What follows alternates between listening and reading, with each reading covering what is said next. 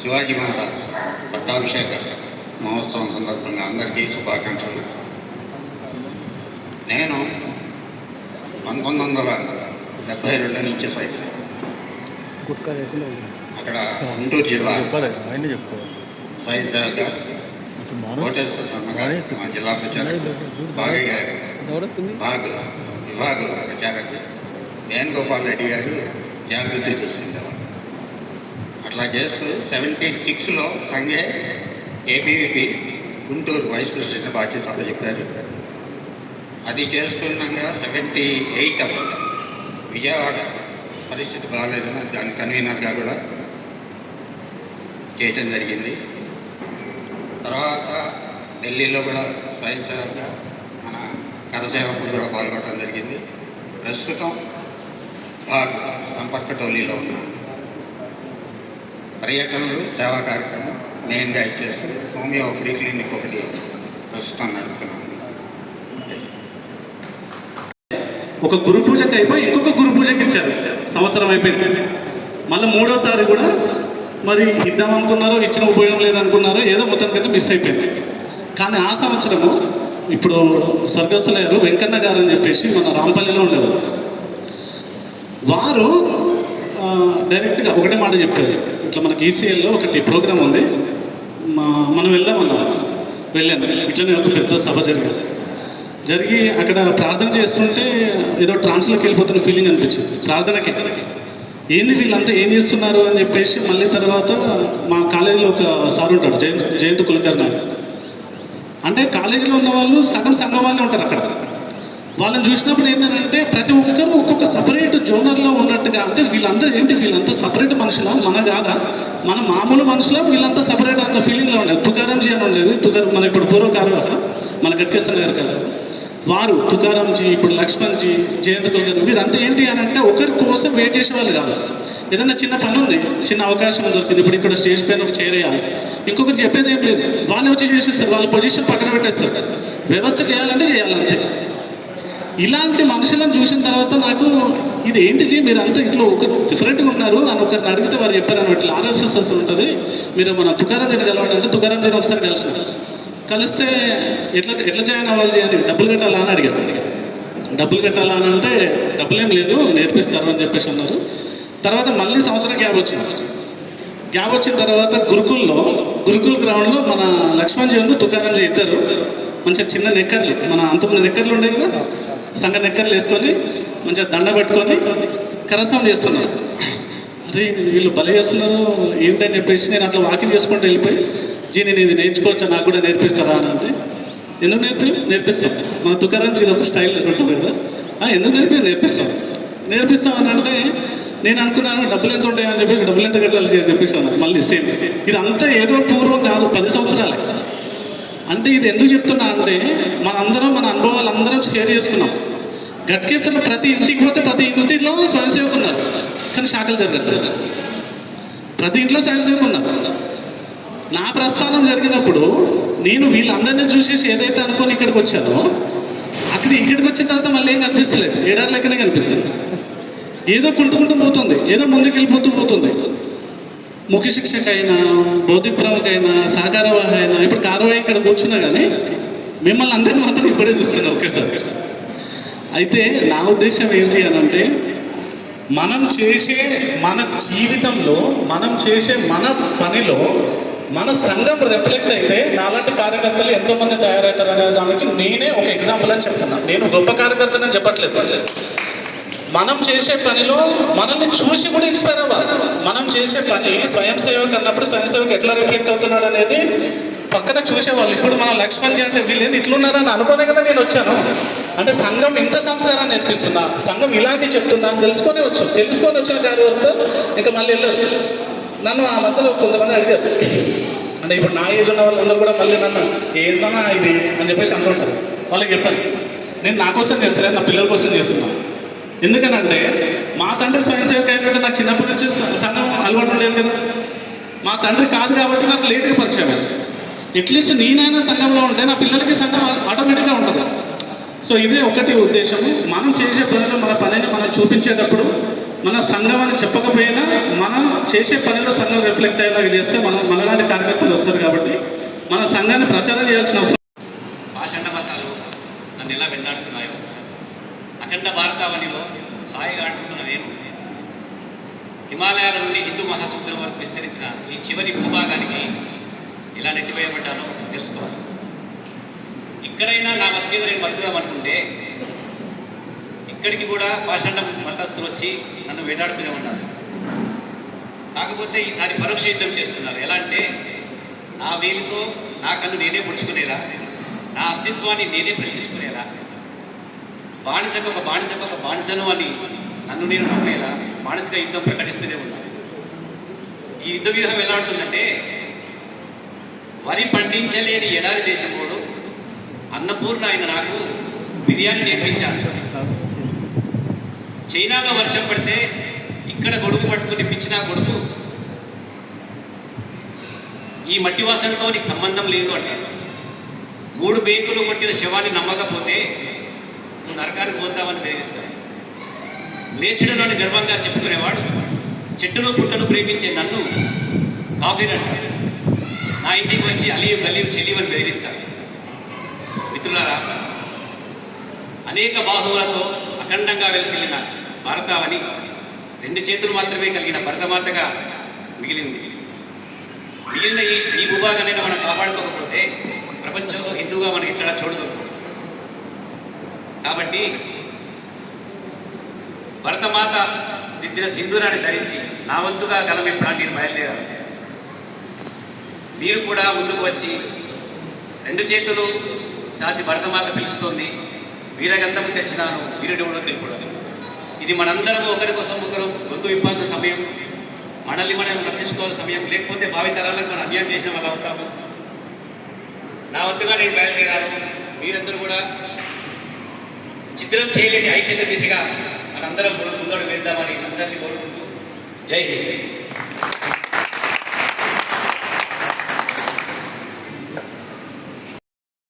ప్రాణత్యాగాలు వదలకోకుండా ఉండడానికి వాళ్ళ స్మారకాలను మేము మా దగ్గర ఒక స్మారక చిహ్నం, దాని స్తూపం అడుగుతుంది మన దగ్గర. మేము స్తూపం కింద ముందు కట్టాము.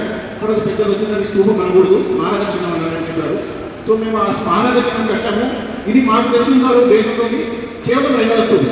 మొదటిది కొటారి బ్రదర్స్ పేరు మీద అక్కడ వెస్ట్ బెంగాల్ ఉన్నట్టు విన్నాము. ఆ తర్వాత మేము ఇక్కడ దేశంలో విదేశాల్లో ఎక్కడెక్కడైతే వీళ్ళు అందరూ ఒక ప్రాణత్యాగాలు చేశారో వాళ్ళకు స్మారకంగా మా విలేజ్లో మేము కట్టడం ఈ విధంగా మా జన్మ ఇంకోసారి ధన్యమైనదని మేము కోరుకుంటున్నాము. దీనికి కట్టేసిన మండలంలో కూడా ముఖ్యంగా అంజనేయులు అయితే గట్టి ముందు మా దగ్గర వచ్చేసి మాకు శాఖ ఏదైతే ప్రారంభించారో వాళ్ళ సహాయ సహకారాలు చాలా ఉన్నాయి. సో ఆ విధంగా మేము ప్రతిసారిగా స్మార్ట్ సీనియర్ కట్టిన తర్వాత ఎన్నో కార్యక్రమాలు చేశాము. పెద్ద వాళ్ళు వచ్చి దాన్ని ఇక్కడ ఓపెన్ చేశారు. తర్వాత మేము రామజన్మ మనోజ్ని అని చెప్పినటువంటి సందర్భం. ఆయన సరే మొత్తానికి బిజీ ఉన్నాడు. ఒకరోజు సమయం ఇచ్చారు, వారి ఇంటికి ఈయన వెళ్ళాడు. వెళ్ళిన తర్వాత ఛాయ్ దగ్గర అంతా అయిపోయింది. ఈయన ఇంకా విషయం చెప్పడం గురుమూర్తి గారు అడిగారు, లేదు లేదు చెప్పండి. ఈయన గురుమూర్తి గారి మనసులో ఏముందంటే, అమ్మయ్య మొదటిసారి ఈ నారాయణ అనే వ్యక్తి ఏదైనా సహాయం కోరి నా దగ్గరికి వచ్చాడు.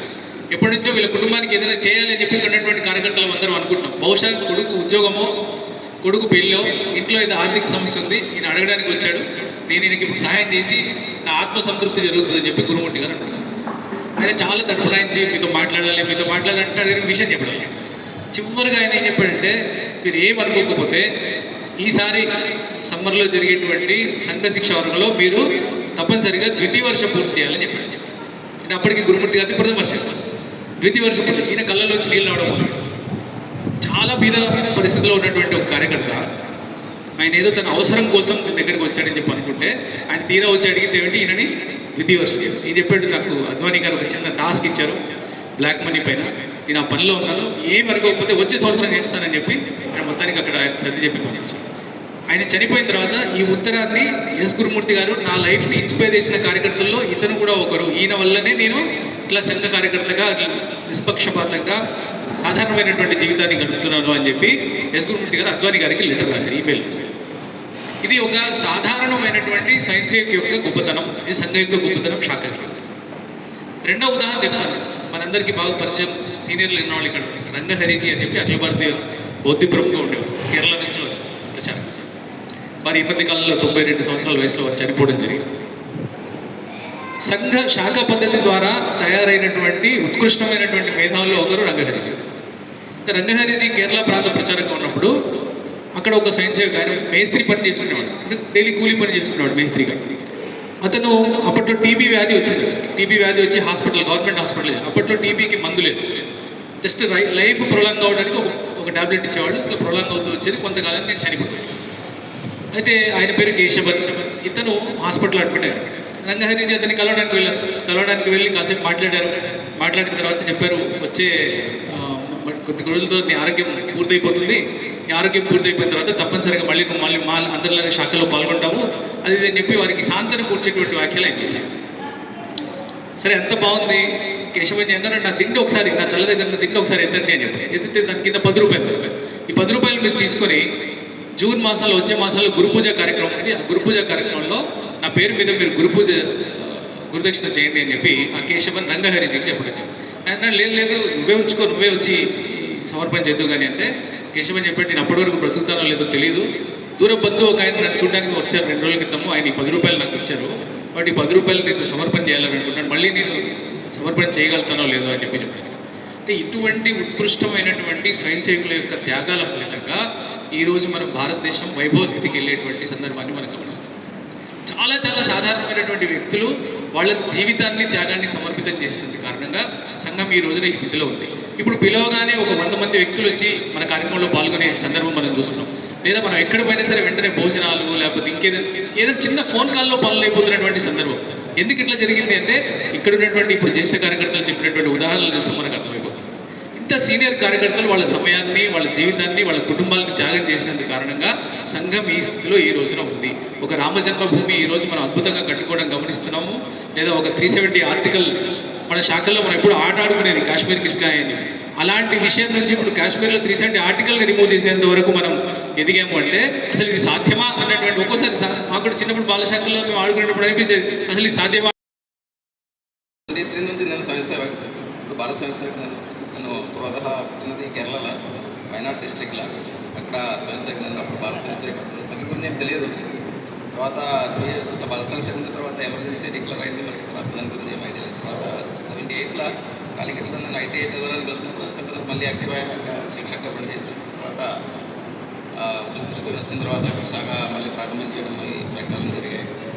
దాని తర్వాత 84లో ఇంకా జాబ్ వచ్చి హైదరాబాద్కి రావడం, మళ్ళీ ఇక్కడ సంఘపనిలో మళ్ళీ యాక్టివ్ కావడం. సంఘంలో మనం అందరం చాలా అదృష్టవంతులం. ఎందుకంటే ఈ ఒక తరుణంలో రకరకాల కార్యక్రమాలు మనం చూసాం మన లైఫ్లో. ఎందుకంటే కాసేవ జరిగాము 2 సారి. ఒకసారి కాసేవ నాకు కూడా అనుభవం ఉన్నప్పుడు కాసేవ పాల్గొన్నాను. నా యొక్క లైఫ్లో చాలా గొప్ప అనుభవంగా నేను భావిస్తాను. అదేవిధంగా రామక్షేత్ర నిర్మాణము చదువుతున్నప్పుడు, నేను ఐటీ చదువుతున్నప్పుడు ఆ టైంలో బాలాసాహెబ్ దేవశ్రీ బిజినెస్ సర్సింగ్ ఉంటే వారు ఒక మాట చెప్పారు. 25 yearsలో హిందూ రాష్ట్రం ఒక మాట చెప్పారు. చెప్తే పెద్ద ఆ టైంలో, అదే 78 టైంలో దేశం మొత్తం పెద్ద డిస్కషన్ జరిగినారు. ఎలా చెప్పారు హిందూ రాష్ట్రం అవుతుందని, ఎక్కడ హిందూ రాష్ట్రం ఏంటంటే ఆ ప్రకారం డిస్కషన్ జరిగాయి. కానీ మనకు కూడా ఏం అర్థం కాలేదు. ఇక్కడ హిందూ రాష్ట్రం అవుతుంది, మనం సంఘమే అంత పెద్దగా లేదు, ఇక్కడ కూడా మనకి పెద్దగా పవర్ లేదు, ఏ స్టేట్లు కూడా మనకి రూలింగ్ లేదు. అట్లాంటి టైంలో ఎలా చెప్పారని అనుకున్నాను. కానీ తర్వాత తెలిసింది వారు ఎంత దివ్య దృష్టిగా వారు చెప్పడం అన్నది అప్పుడు తెలిసింది మనకి. ఎందుకంటే మనం తర్వాత ఇప్పుడున్న తరుణం మనం చూస్తే దేశంలో ప్రధాని స్వయంసేవకు, దేశం రాష్ట్రపతి స్వయంసేవకు, మొత్తం స్వయంసేవ ఎన్నో స్టేట్లో మనం బీజేపీ రూలింగ్ సంఘ వస్తున్నారు. అదేవిధంగా ఇవన్నీ మన లైఫ్లో మనం చూసాం. నాకు నా లైఫ్లో సంఘం వలన చిన్న ఒక ఎగ్జాంపుల్ చెప్పేసి నేను చూపిస్తాను. ఎందుకంటే సంఘంలో మన ఏ రకంగా మనకి శిక్షణ ఇస్తున్నారు దాని బట్టి అనేది పరిశ్రమగా పనిచేస్తూ పోయినాం. కార్యక్రమం పనిచేస్తూ దాని గురించి మనం ఎక్కువ లేకుండా మనం ఇట్లా పనిచేస్తూ పోయినాం. డిపార్ట్మెంట్ వచ్చిన తర్వాత మా డిపార్ట్మెంట్ చాలా పాత డిపార్ట్మెంట్ 75 years ఉన్న కంప్లీట్ అయింది లాస్ట్ ఇయర్. అంత పాత డిపార్ట్మెంట్ కానీ అక్కడ ఏమాత్రం ట్రేడ్ యూనియన్ యాక్టివిటీస్ ఏమీ లేకుండే చాలా విధం ఎంప్లాయీస్ని అక్కడ హరాస్మెంట్ చేసేది. బట్ అక్కడ ఏమాత్రం యాక్టివిటీస్ ఆ టైంలో వచ్చిన తర్వాత చూసి ఇది ఎట్లా ఉంది పరిస్థితి, ఇట్లా మధ్య all over India protect unit. But ఏదైనా కొద్దిగా ప్రాబ్లం వస్తే చిన్న ఎంప్లాయీస్ని సదాయించేది. బట్ ఏదో రకంగా ట్రేడ్ యూనియన్ పెట్టాలని చాలామంది ఆలోచన, కానీ ఎక్కడ కూడా సక్సెస్ కాలేదు. ఎందుకంటే ట్రేడ్ యూనియన్ ఏదో మాట వస్తే ఎంబడే ట్రాన్స్ఫర్ చేసేది వాళ్ళు. ఫీల్డ్ యూనిట్స్ మాది.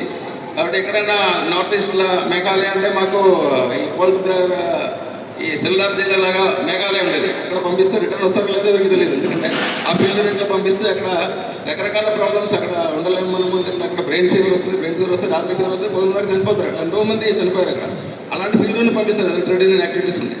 ఇప్పుడు ఇది ఏదో రకంగా సాధించాలని చెప్పి చాలా మంది కృషి కానీ ఎక్కడ కూడా సక్సెస్ కాలేదు. 1996లో కొంతమంది కలిసి ఏదో రకంగా యూనియన్ పెట్టాలని ప్లాన్ చేశారు. సీక్రెట్గా చేయాలి, అదే న్యూస్ పోకూడదు.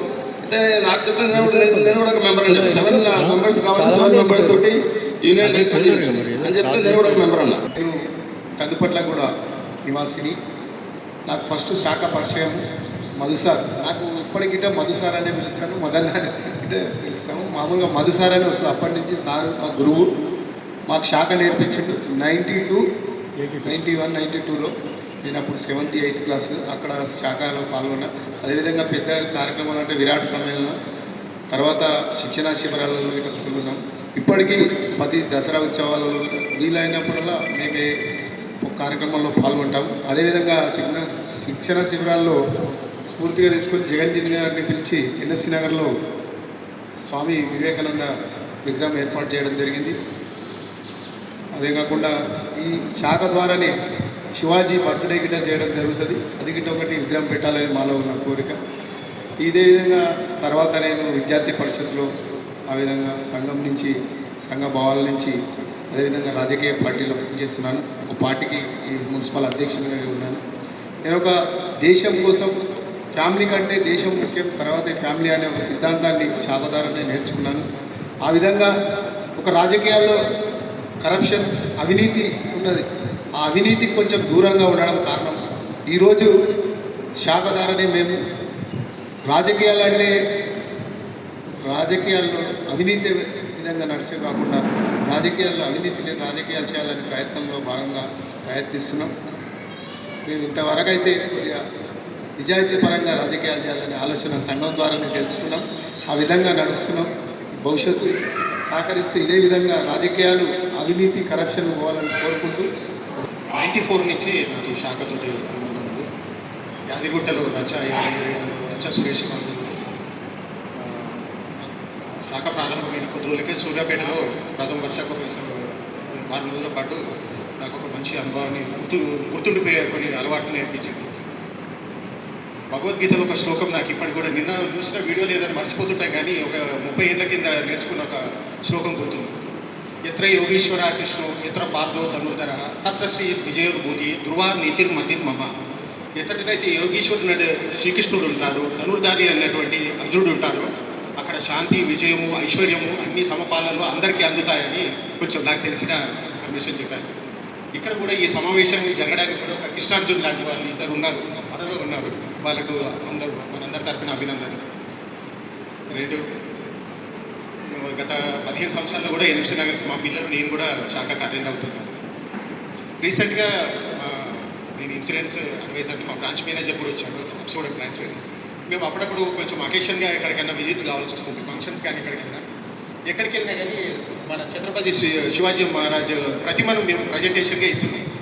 అక్కడ కవర్ ఓపెన్ చేసేసి వాళ్ళందరికీ ఇస్తుంటే కూడా వాళ్ళందరూ కూడా ఒక ఎవరు లేని ఒక మంచి మెమరీ లాగా కూడా ప్రతిస్పందన మంచిగా వస్తున్నారు సార్.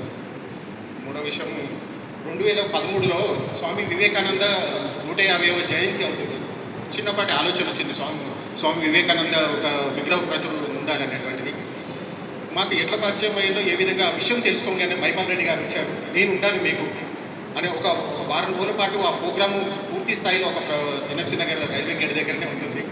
నేనున్నాను. ఆ ప్రోగ్రామ్ కనీసం ఒక 20 మందితో స్టార్ట్ చేసినటువంటి ప్రోగ్రాము ఒక 200 మంది వరకు ఉండేసేసేసి ఒక డే మొత్తం కూడా ప్రోగ్రామ్ స్వామి వివేకానంద ఆశయాలు ఎట్లా ఉన్నాయి, యువతరానికి స్వామి వివేకానంద యువజన దినోత్సవం సంఘం నుంచి ఉన్నటువంటి గొప్ప విషయం. అదే సంఘం నా వ్యక్తిగత జీవితం మీద ఏ విధంగా ప్రభావితం చేసింది అనేటువంటిది 2 నిమిషాల్లో చెప్పి ముగిస్తాను. ఇంటర్మీడియట్ వరకు నన్ను చూసినటువంటి వాళ్ళు, డిగ్రీ నుంచి నన్ను చూసినటువంటి వాళ్ళకి విషయం అర్థమవుతుంది. ఎందుకంటే నేను ఇంటర్మీడియట్ చదువుకునేటువంటి రోజుల్లో ఒక వ్యక్తి ఉంటుండే, బీరాన్ వస్తుంది. ఆయన ఎమ్మటి ఎవరైనా తిరిగితే ఇమ్మీడియట్గా వాళ్ళ పేరెంట్స్ వచ్చి కాలేజీ ప్రిన్సిపల్తో మాట్లాడి మా ఓన్ ఆయన ఎంబడి తిరగకుండా చూడండి అని చెప్పేసి చెప్తుండే. అయితే ఆ వ్యక్తి నా ఎంబడి తిరిగితే వాళ్ళ పేరెంట్స్ వచ్చి నా ఎంబడి తిరగొద్దని చెప్పేసి కంప్లైంట్ ఇచ్చారు. అంత గొప్ప వ్యవహారం. అయితే కళాశాలలో నాకు అటెండెన్స్ లేక కనీసం 60% అటెండెన్స్ ఉన్నా కానీ ఇంటర్మీడియట్ సెకండ్ ఇయర్ ఫీజు కట్టడానికి అర్హత గురుకుల్ కాలేజ్. నాకు 60% కూడా అటెండెన్స్ లేక నాకు ఫీజు కట్టుకోలేదు. కానీ నేను కాలేజీకి వెళ్ళేది మాత్రం 50-60% ఉంటుంది. 100 మంది స్టూడెంట్స్ ఉంటుంటే నేను లేచి అందరి ముందు లేచి నిలబడి ప్రజెంట్ సార్ అని చెప్పడానికి నాకు ఒక ఇన్ఫీరియారిటీ కాంప్లెక్స్. దానికోసం నాకు ఆబ్సెంట్ పడుతుంది. అంటే ఒక 10 మంది ఉంటే నేను అక్కడికి వెళ్ళి మాట్లాడాలంటే నేను వెళ్ళకపోతుండే. ఇంట్లో ఏదైనా పని చెప్తే ఒకరింటికి వెళ్ళి ఒక పని చెప్తే నేను ఒక్కని చేయాల్సినటువంటి పని కూడా నాకు తోడు కావాలి. అటువంటి స్థితి, అటువంటి మానసిక స్థితి ఉంటుంది. కానీ డిగ్రీ మొదటి సంవత్సరం అంటే రెండవ సంవత్సరం డిగ్రీ సెకండ్ ఇయర్లోకి వెళ్ళేటువంటి సమయంలో నాకు శాఖ పరిచయం అయింది. తర్వాత శాఖ వర్గ చేయడం జరిగింది, శాఖ తీసుకోవడం జరిగింది. నేను ఒక్కడినే శాఖలో గంట సేపు ఎవరున్నా లేకున్నా శాఖ నడవాలి కాబట్టి కొన్ని రోజుల పాటు సంఘస్థానంలో ఒక్కడనే ప్రార్థన చేయటం, ఒక్కడనే ధ్వజం తీసుకోవటం, ఒక్కడనే ఆటలాడటం, అట్లా అనేక సార్లు చేసినాం. కాబట్టి ఇప్పుడు నాకు ఒక్కరికి ఎంత పెద్ద కార్యక్రమం, ఎంత పెద్ద పని ఇచ్చినా కానీ నాకు చాలా సింపుల్గా అనిపిస్తుంది. ఈరోజు 1000 మంది ఉన్నా మాట్లాడేటువంటి శక్తి ఎవరు లేకుండా నన్ను ఒక్కడే ఉన్నా కానీ నేను గంటసేపు మాట్లాడతాను. ఇదంతా కూడా సామాజికంగా, ఆర్థికంగా, శారీరకంగా, మానసికంగా ఆరోగ్యాన్ని, ఈరోజు సమాజంలో ఒక ఆప్యాయతను, అందరితో స్నేహపూర్వమైనటువంటి వాతావరణం, ఈ స్థితిలో ఉన్నానంటే దానికి కేవలం సంఘం మాత్రమే. సంఘం నుంచి వచ్చినటువంటి, సంఘం నేర్పించినటువంటి, తెలియకుండా సంఘం నేర్పించినటువంటి దానిలో నిర్మాణమైనటువంటి సంస్కారాలు, సంఘం నుంచి వచ్చిన సంస్కారాలు మాత్రం.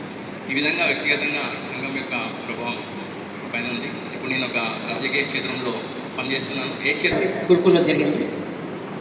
సో చిన్నప్పటి నుండి స్వయంసేవక బాధ్యత నిర్వహిస్తూ 2009 గట్కేసరికి వచ్చిన తర్వాత ఇక్కడ సంఘ పరిచయం అంటే ముందు ఉప్పల్లో 2009 దసరా కార్యక్రమం జరుగుతున్నప్పుడు ఆ కార్యక్రమానికి నేను అటెండ్ అయ్యాను. ఇక్కడ నుండి వెళ్ళి అక్కడ అప్పుడున్న బాధ్యత ఉన్న స్వయంసేవకులతో పరిచయం అయిన తర్వాత వాళ్ళు దసరా కార్యక్రమం తర్వాత మా ఇంటికి వచ్చి సంఘం గురించి మళ్ళీ మీరు పనిచేయాలనే దాంతో మళ్ళీ వచ్చి నన్ను ప్రోత్సహించారు. కేసీఆర్ నగర కార్యవా మరియు ఆత్మీయ స్వయం సేవ బంధువులందరూ కూడా ముందుగా ఛత్రపతి శివాజీ యొక్క పట్టాభిషేకమైనటువంటి దినోత్సవ శుభాకాంక్షలు. నా పేరు శ్యామ్ కిరణ్, బాల్యం నుండి స్వయం సేవ. సంఘ పరిచయం లక్ష్మణ్జీ నరేష్ అన్న ద్వారా సంఘ పరిచయం జరిగింది. అందరిలాగానే ప్రతి స్వయం సేవకి ముఖ్య ఇచ్చేటువంటి బాధ్యత, ఫస్ట్ బాధ్యత ఘటనాయక్, సహ ముఖ్య శిక్షక్, శాఖా కార్యవా, తర్వాత నగర కార్యకారిణి, నగర గోసేవ ప్రముఖ వరకు కొన్ని ఇయర్స్ సంఘ పనిలో చేసి తర్వాత స్టూడెంట్ యాక్టివిజంలో కొంచెం యాక్టివ్గా పనిచేసినటువంటి రోజుల్లో సంఘం యొక్క విద్యార్థి పరిషత్ క్షేత్రంలో పనిచేసినటువంటి ఒక ఆలోచన వచ్చిన తర్వాత సంఘం యొక్క పెద్ద అనుమతి తీసుకొని విద్యార్థి పరిషత్ యొక్క విభాగంలో ఎల్బీనగర్ విభాగం గట్కేసర్ నగరం ఎట్లయితే ఉంటుందో నేను ఎల్బీనగర్ విభాగంలో ఒక 30 నగరాలు ఉంటాయి. ఇటువంటి ఒక 30 నగరాలకు 3 జిల్లాలకు ఇప్పుడు కన్వీనర్గా పనిచేస్తున్నాను. దాంతోపాటు స్టేట్ వర్కింగ్ కమిటీ మెంబర్గా పనిచేస్తున్నాను. సంఘం ఇచ్చినటువంటి ఏదైతే ఒక వ్యక్తి నిర్మాణం అంటాం, స్టార్టింగ్ డేస్లో నాకు తెలిసి చాలామంది స్వయం సేవకులకి రెగ్యులర్ చేసేటటువంటి ప్రాక్టీసింగ్ ఉంటుంది. మన ముఖ్య శిక్షకుంటాడు, లేకపోతే మన శాఖ ఘటనాయకుంటాడు, స్కిప్ కొట్టాలి. చాలా డేస్ లక్ష్మణ్జీ ఇంటికి వస్తుంటే తీసుకుని వెళ్తుండే, లేకపోతే నరేష్ వస్తుంటే తీసుకుని వెళ్తుండే. తర్వాత కొన్ని పర్సనల్ రీజన్స్ వల్ల లక్ష్మణ్జీ రావడం తగ్గింది.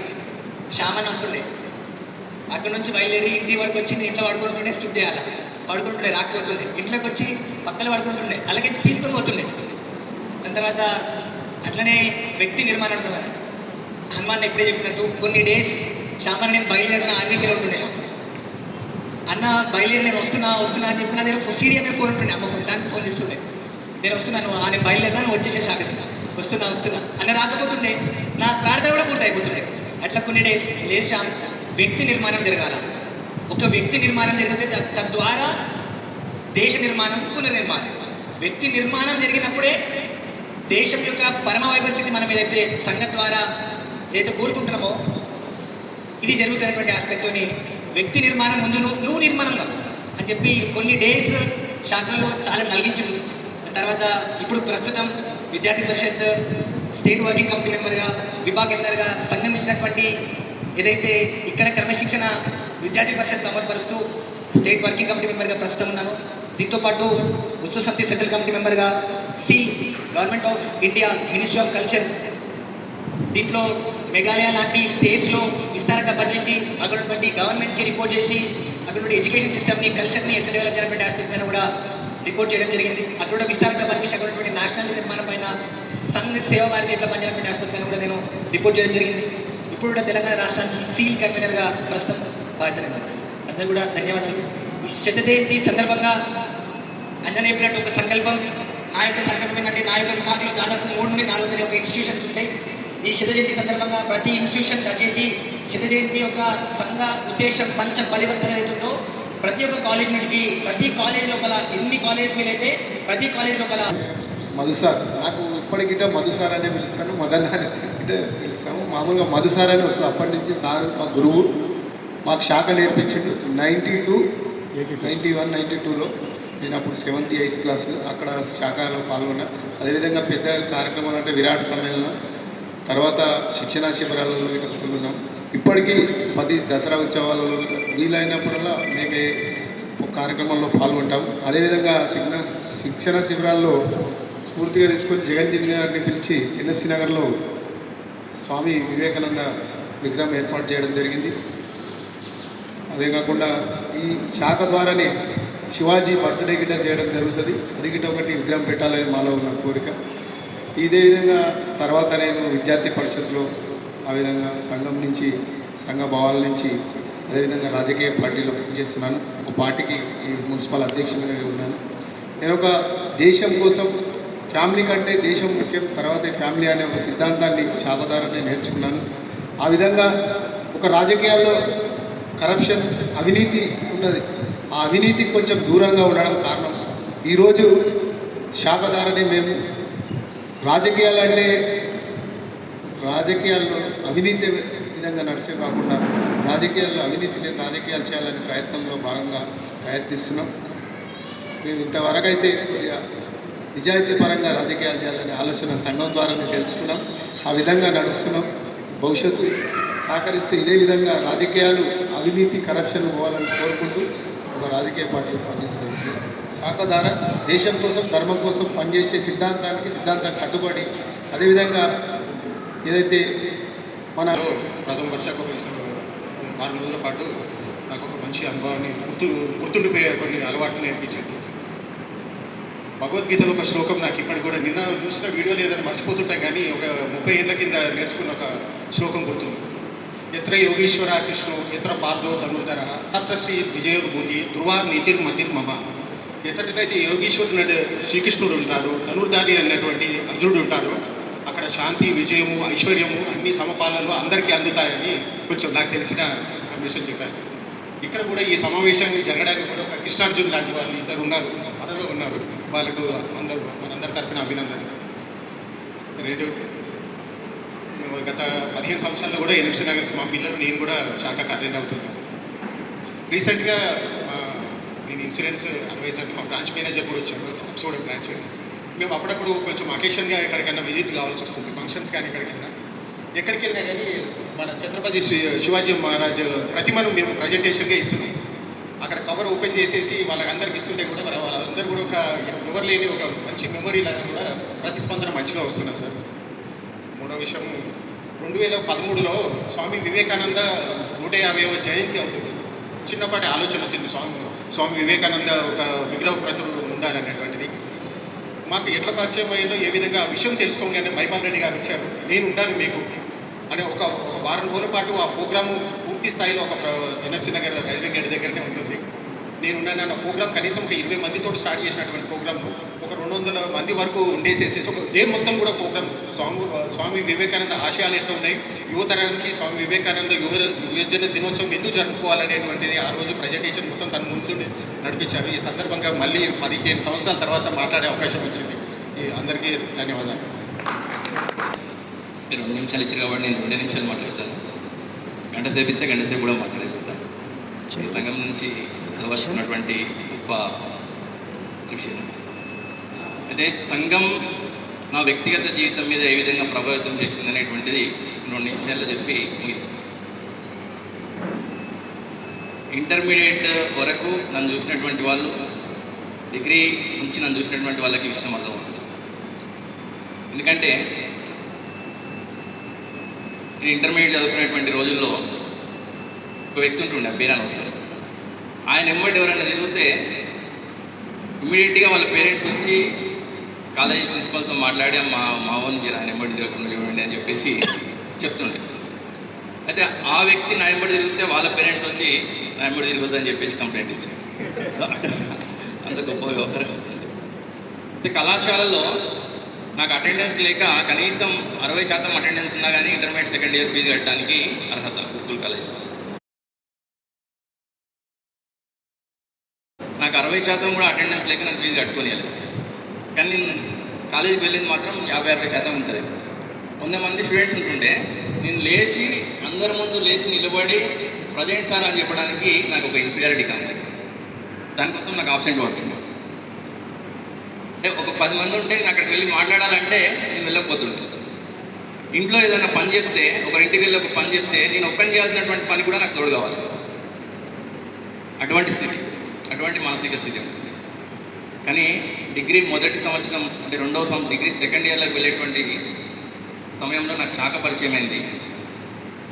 తర్వాత శాఖ వర్క్ చేయడం జరిగింది, శాఖ తీసుకోవడం జరిగింది.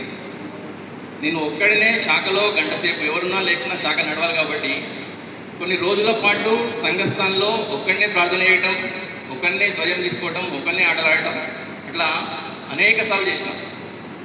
కాబట్టి ఇప్పుడు నాకు ఒక్కరికి ఎంత పెద్ద కార్యక్రమం, ఎంత పెద్ద పని ఇచ్చినా కానీ నాకు చాలా సింపుల్గా అనిపిస్తుంది. ఈరోజు 1000 మంది ఉన్నా మాట్లాడేటువంటి ఒక శక్తి ఎవరు లేకుండా నన్ను ఒక్కడే ఉన్నా కానీ నేను గంటసేపు మాట్లాడతాను. ఇదంతా కూడా సామాజికంగా, ఆర్థికంగా, శారీరకంగా, మానసికంగా ఆరోగ్యాన్ని, ఈరోజు సమాజంలో ఒక ఆప్యాయతను, అందరితో స్నేహపూర్వమైనటువంటి వాతావరణం, ఈ స్థితిలో ఉన్నానంటే దానికి కేవలం సంఘం మాత్రమే. సంఘం నుంచి వచ్చినటువంటి, సంఘం నేర్పించినటువంటి, తెలియకుండా సంఘం నేర్పించినటువంటి దానిలో నిర్మాణమైనటువంటి సంస్కారం, సంఘం నుంచి వచ్చిన సంస్కారం. ఈ విధంగా వ్యక్తిగతంగా సంఘం యొక్క ప్రభావం పైన ఉంది. ఇప్పుడు నేను ఒక రాజకీయ క్షేత్రంలో పనిచేస్తున్నాను. ఏ క్షేత్రంలో పనిచేస్తున్నా సంఘం యొక్క ఐడియాలజీ, సంఘం ఇచ్చినటువంటి సంస్కారాలతో, సంఘం ఇచ్చినటువంటి ఏదైతే లక్ష్యాలు ఉన్నాయో ఆ లక్ష్యాలను పూర్తి చేసుకునేటువంటి క్రమంలో నిరంతరం కొనసాగుతుంది. అందరికీ ధన్యవాదాలు. గురుకుల్లో జరిగింది. సో చిన్నప్పటి నుండి స్వయంసేవక బాధ్యత నిర్వహిస్తూ 2009 గట్కేసరికి వచ్చిన తర్వాత ఇక్కడ సంఘ పరిచయం అంటే ముందు ఉప్పల్లో 2009 దసరా కార్యక్రమం జరుగుతున్నప్పుడు ఆ కార్యక్రమానికి నేను అటెండ్ అయ్యాను. ఇక్కడ నుండి వెళ్ళి అక్కడ అప్పుడున్న బాధ్యత ఉన్న స్వయంసేవకులతో పరిచయం అయిన తర్వాత వాళ్ళు దసరా కార్యక్రమం తర్వాత మా ఇంటికి వచ్చి సంఘం గురించి మళ్ళీ మీరు పనిచేయాలనే దాంతో వాళ్ళు వచ్చి నన్ను ప్రోత్సహి 1980-81 అన్నారని యాక్చువల్గా 79 మన దగ్గర స్టార్ట్ అయింది శాఖ. 79 నుంచి నేను స్వయం సేవకుడు. 79 తర్వాత ఒక 2-3 ఏళ్ళు అక్కడ మన విభాగం వేరుండే, ఉప్పల్ వరకు ఉండే శారీరక విభాగంగా కూడా నేను చేసినాను. అయితే ఈ ముఖ్య ఆర్ఎస్ఎస్ రాష్ట్రీయ స్వయం సేవక సంఘ్ ఇది ఒక ఇది ఒక పెద్ద చెట్టు. ఈ చెట్టుకు శాఖోపశాఖలుగా ఎన్నో వింగ్స్ ఉంటాయి. అయితే ఈ మూలం రాష్ట్రీయ స్వయం సేవక సంఘం ఎందుకు అవసరం వచ్చింది, అప్పుడు మన మహానుభావులు ఎందుకు స్థాపించారు, ఏ ఉద్దేశంతో అంటే వాళ్ళు ఒక ఋషుల్లాగా ముందు ఒక విజన్తోనే స్థాపించింది. వాస్తవానికి ఆ ఫలాలు ఇప్పుడు అందుతున్నాయి. మనకంటే విశదీకరించి క్లుప్తంగా చెప్పవలసిన అవసరం లేదు. ఈ రాష్ట్రీయ స్వయం సేవక సంఘం యొక్క శాఖోపశాఖలు ఏర్పడి ఇది ఇచ్చిన ప్రేరణ, ఇది ఇచ్చిన డిసిప్లిన్, ఇది ఇచ్చిన దాంతోనే ఇప్పుడు ప్రస్తుతం మనం దేశంలో అనుభవిస్తున్నాయని డైరెక్ట్గా ఇక్కడ స్పీచ్ అవసరం లేదు కాబట్టి చెప్తున్నాను. ఇవాళ ఫలితం మనం చూస్తున్నాం. అదే కేవలం ఆర్ఎస్ఎస్ మూలాలు లేకుండా ఆ క్రమశిక్షణ, ఆ తయారీ, ఒక వ్యక్తిత్వ నిర్మాణం లేకుండా ఇవాళ మనం చూస్తున్న ఫలము ఇదంతా లేదు వాస్తవానికి. అది మనం అయితే ఇప్పుడు కళ్ళారా చూస్తున్న విషయం. ఇంకోటి ఏంటంటే ఆర్ఎస్ఎస్ అన్నది ఒక దేశభక్తిని నింపుతుంది. ముఖ్యంగా ఒక దేశం, ఆర్ఎస్ఎస్ బేసే అది. ఎందుకంటే దేశం మీద ప్రేమ, దేశం గురించి మనం ఏదో చేయాలి, సొంత లాభం కొంత మానుకని ఏదో పొరుగువారికి సేవకుడు అన్నట్టు నీ మొత్తము అందులో చేసేటోళ్ళు ఉన్నారు, వాళ్ళ లైఫ్ లాంగ్ సాక్రిఫైస్ చేసేటోళ్ళు ఉన్నారు, పూర్తి స్థాయి చేసేటోళ్ళు ఉన్నారు. అయితే పూర్తి స్థాయి చేయని వాళ్ళకి ఏంటంటే అప్పుడు ఒకసారి మేము గతాన్ని పునరావృతం చేసుకుంటే ఆ 79-80ల అప్పుడు మేము ఇచ్చిన టైము, మేము చేసిన కాడికి ఏదైతే ఉందో ఆ విధంగానే ప్రతి ఒక్కరిలో, దేశంలో ఉన్న ప్రతి ఒక్కరిగా దేశము నాది, నా దేశం గురించి నేను కొంత టైం ఇస్తా, కొద్దిగా కేటాయిస్తా, నా దేశం గురించి ఆలోచిస్తా అని దేశం గురించిన సంబంధించిన దేశభక్తి ఉన్నప్పుడు ఏమైందంటే, దేశభక్తి ఉన్నప్పుడు దేశం బాగుండాలంటే ఎట్లా బాగుంటుంది దేశం మీదే ఏదో అట్మాస్ఫియర్, ఏదో పంచభూతాలు కాదు కదా. పంచభూతాలు అన్ని కరెక్ట్ చేసినా ఈ భూతాలు కరెక్ట్ ఉండాలి కదా మనుషులు. దేశభక్తి, దేశంలో ఉన్న మనిషి కరెక్ట్ దేశం మీద ప్రేమ ఉన్నప్పుడే ఈ పౌరుడు, ప్రథమ పౌరుడు కరెక్ట్ ఉన్నప్పుడే దేశం బాగుంటుంది. ఇది అంటే చిన్న విషయాలు కానీ ఆర్ఎస్ఎస్ అన్నది అది నేర్పుతుంది. అది అంటే మనకు విశదీకరించకుండా కూడా అది నేర్పినప్పుడు అక్కడ దేశం బాగుంటుంది. దేశం బాగుండు సరే, నువ్వు పక్కకు పెట్టు, నీ కుటుంబం బాగుంటుంది. ఎందుకంటే ఒక ఆర్ఎస్ఎస్ ఒక వ్యక్తి నిర్మాణం చేసినప్పుడు ఒక డిసిప్లిన్, క్రమశిక్షణ కలిగిన వ్యక్తిగా తయారు చేసేది. ఆ క్రమశిక్షణ కలిగిన వ్యక్తి అయినప్పుడు అప్పుడు వాళ్ళ కుటుంబం తర్వాత అంటే మొదలు ఎట్లా పోతే అది అట్లా పోతుందని నాకు ఒక సామెత ఉందిగా చెట్టు. అంటే నేను సింపుల్గా మనకు అర్థమయ్యే విషయాలు చెప్తున్నాను. ఇంకా డీప్ కావాలంటే అది పెద్ద బుక్కే అవుతుంది. అయితే ఈ వ్యక్తి చక్కగా పోయినప్పుడు ఇలా పిల్లలు కూడా అట్లే పోతారు. ఇవాళ ఏం జరుగుతుంది, ఇప్పుడు మన ఆర్ఎస్ఎస్ కుటుంబాలు ఉంటే ఇక్కడ ఉన్న వేరే ఆర్ఎస్ఎస్ శాఖల కుటుంబాలు ఉన్నాయి. బాగా గమనించండి. ఛాలెంజ్ చేస్తే నేను ఒక వేదిక కూడా పెడితే అందరినీ తీసుకురండి. అందులో దాదాపు ఇక్కడ ఉన్న 80% ఆఫ్ ఆర్ఎస్ఎస్ శాఖల నుంచి వచ్చిన కుటుంబాలు డిసిప్లిన్ ఎట్లుంటాయి, మీతో తేడా ఉంటుంది. మనకు తెలిసిపోతుంది సింపుల్గా.